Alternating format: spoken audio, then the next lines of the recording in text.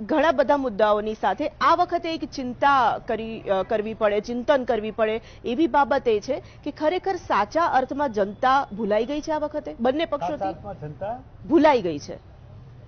જનતા તો ભૂલાયેલી જ હોય છે, ખાલી જનતાના નામે જ આપે છે. અચ્છા, તમે મેનિફેસ્ટોની વાત કરો ને સન્નાટાની વાત કરો, એ બે ટેલી એવી રીતના થાય છે.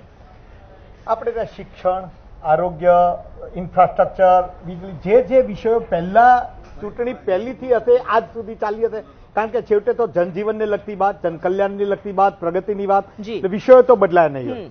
નવી નવી યોજનાઓ અને નવા નવા મુદ્દાઓ આવ્યા હશે, પણ લીગલ ફ્રેમમાં નથી. હરિભાઈ જે રીતે લીગલ ફ્રેમમાં નથી એટલે કદાચ ન પાડે તો શું, તો એવું કઈ છે નહીં. કોઈ રેટિંગ એજન્સી નથી, અથવા તો ન કરે તો શું આ સરકાર લોકો સામે રજૂ કરવાની વાત એવું કમ્પલસરી નથી.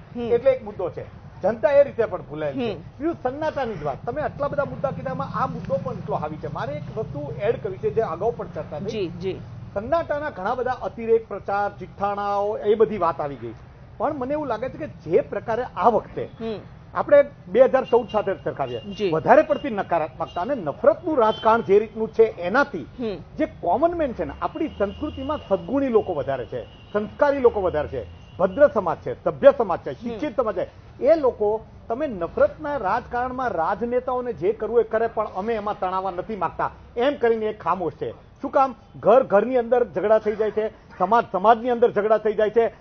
અને માત્ર તમે જુઓ, તમે અભ્યાસ કરો સૂક્ષ્મ સ્તરે, રાજકારણોના મુદ્દાને કારણે જે વૈમનસ્ય પ્રગટે છે, પક્ષો વચ્ચે જ નથી હોતું, સમાજ વચ્ચે અને ઘરના પરિવારો વચ્ચે છે. એટલે જે ડાયા લોકો છે એ આમાંથી બોલતા નથી, પણ એ મૂંગું રહેવાનું પસંદ કરે છે. અને જ્યારે મૂંગું રહેવાનું પસંદ કરે ત્યારે જ આ અંડર કરંટ ને કરંટની વાત આવે છે, કે જે એ અકળ જનાદેશ ત્યારે જ આપે છે. એટલે મને એવું લાગે છે કે જનતા ભૂલાયેલી છે. નકારાત્મકતાને એને પૂરેપૂરી એની કોઠાસૂદને આપણે ક્યારેય અંડરએસ્ટિમેટ ન કરવું જોઈએ. એ મન બનાવી લે છે. અને એક વસ્તુ મહત્વની, કે મને એવું લાગે છે આ વખતે કે લોકોએ કદાચ 3-4 મહિના પહેલા જ મન બનાવી લીધું છે.